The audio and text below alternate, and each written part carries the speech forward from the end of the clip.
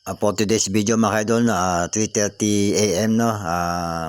Dito po ang aming mga kagawad, kapitan at barangay tanod na nagluto po ng reskaldo para po sa mga Panran Festival, no, sa Bambanan, Ligao, Iloilo na. Dito po sila dadaan ang mga barangay tanod at ang kapitan po namin at mga tanod ay magbibigay po ng assist po, no, sa mga Panran Festival sa Ligao, Iloilo. Yan po, nagluto po sila ng reskaldo mga idol, no, para kung sakaling may magutom po na panran, may makakain po sila sa aming barangay.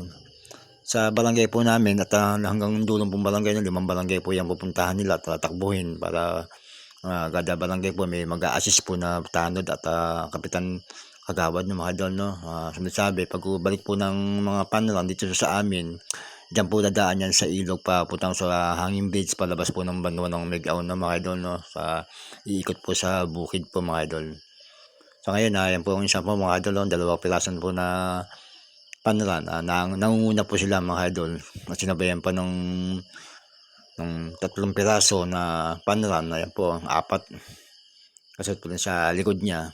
Sabi mga idol, malayo pa yung tatakbuhin nila, medyo 5 barangay pa yung tatakbuhin nila sa dulong barangay, sa huling barangay ng Konsolasyon. Meron po doon na medtech, no, yung pong mga responder o mga nag-a-assist po sa kada barangay ng mga kagawad tanod sa Panran Festival mga idol.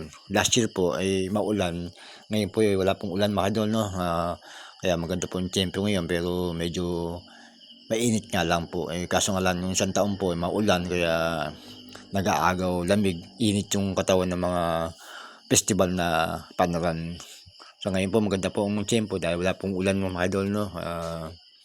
Kaya maganda po ang takbo ng mga Panran. Ayun po si kapitan, karating lang dahil po sa umuwi kanina dahil nakapantulog po sa outpost ng mga tanod. Ayun po mga tanod, naka-assist po sa mga Panran mga idol, no. Meron po sa dulo, sa boundary namin, at meron din po sa gitna, at meron po sa may dulo, no. Yan po mga idol, no. Mga kalahok na babae at meron din po mga lalaki mga idol. Yan po.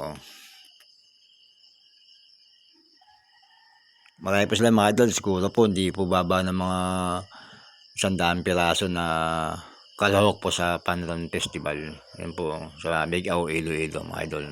Sa estimate ko lang po, hindi po bababa ng mga 100 po. Yun lang po. God bless po sa inyo at ingat po tayo mga idol sa makinaron.